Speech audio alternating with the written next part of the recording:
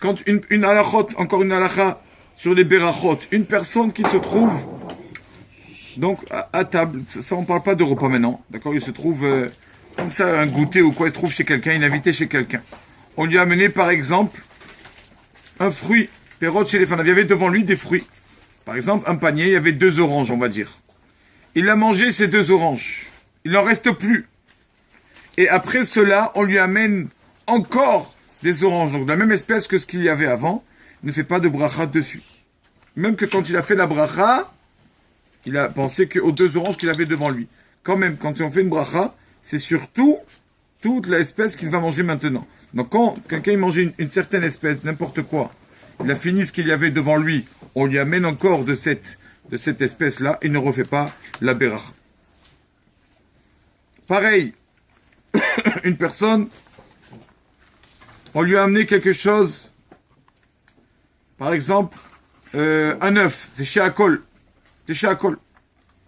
et on lui amène une autre chose, d'accord, il continue, il mange tout ça, une autre chose qui est la même bracha que celui-là, d'accord, aussi Sheakol, par exemple un chocolat, aussi, pareil aussi, il refera pas la beracha. Du moment qu'il a fait la bracha sur une première espèce, d'accord, donc pas la peine, d'accord, on parle bien sûr d'un invité, hein. Un invité chez quelqu'un, donc on a fait la bracha Sheakol sur quelque chose, un aliment. On nous amène un autre aliment qui est la même bracha, on ne fait pas. Quand on a fait un Sheakol, c'est sur tous les Sheakol qu'il y a dans la maison. Comme tu es invité, tu ne sais pas ce que le maître de maison va t'amener. Donc tu fais une fois Sheakol, ça suffit. Si c'est chez moi, c'est une autre halakha, c'est autre chose. Pour faire la bracha, si je ne pensais pas le manger, je vais faire la bracha sur l'autre espèce. Oui. Aujourd'hui, la Iloula d'un Tana. Tanaïm, c'est quoi les Tanaïm? C'est les personnes qui nous ont écrit les Mishnayot. Tanaïm. Du Tana, Yonatan ben Oziel. Il y a sa tombe à Amouka, à côté de Tzfat. Sa tombe est tout en bas, comme ça, là-bas. C'est vraiment un endroit spécial, là-bas. Donc, on va lire la Gemara qui parle de ce tzaddik, de ce Tana. Tanou Rabbanan, les enseignants sages. Chez Monim, Talmidim, on connaît tous Hillel Azaken, Hillel avec 80 élèves. 30 parmi ses élèves méritaient d'avoir la Shekhinah comme Moshe Rabbeinu. Comme ça. 30 méritaient d'avoir le soleil, comme Yoshua Binoun. 20, il y avait 20 au milieu. C'est qui le plus grand de ceux du milieu? C'était qui? C'était Yonatan ben Oziel.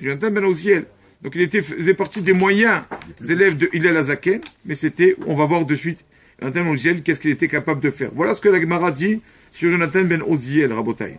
On a dit sur Yonatan ben Oziel, la Gemara dit, Besha'a sheyoshev ve'osek b'Torah, quand il était en train d'étudier la Torah, ce Rav, Yonatan ben Oziel, Kol rov sheporeach alav tout, oiseau qui passait au-dessus de lui, quand il était en train d'étudier, Miyad Nisraf, l'oiseau brûlé.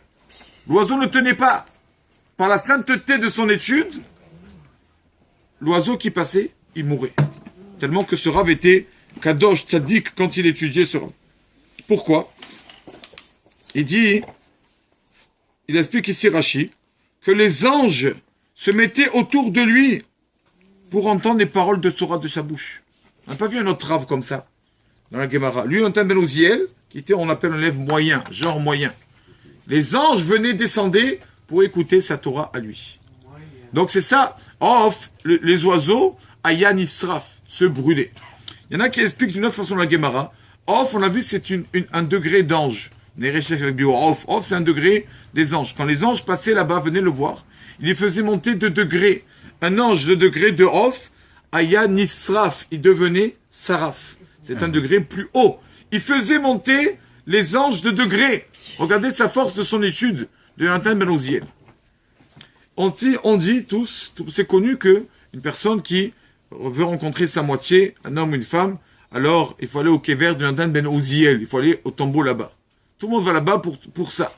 Il y a des gens, j'ai vu, hier j'ai regardé un peu, il y a des gens, Baruch Hashem, ils ont fait du commerce. Site internet sur ça, de venir, d'acheter un talit. À vrai dire, c'est marqué nulle part dans la Torah, ça. Le rapport d'Yonatan ben Oziel et les mariages, c'est aucun rapport. C'est comme ça. Mais un Rav Katil Moraj qui a dit, il a dit, puisque le peuple d'Israël croit en ça, alors sûrement Hachem, Même que c'est pas vrai, Hachem fait en sorte que ça soit vrai. Et donc, c'est bien de prier là-bas pour les zivugim, pour les mariages, tout ça. Donc, peut-être qu'aujourd'hui, c'est bien d'implorer une personne, prier pour ses enfants, petits-enfants, je sais pas pour qui il a besoin, prier pour une personne qui trouve sa moitié par le mérite de Yonatan Ben Oziel, qu'aujourd'hui, c'est le jour de Saïloula, que son mérite nous protège. Amen. Amen.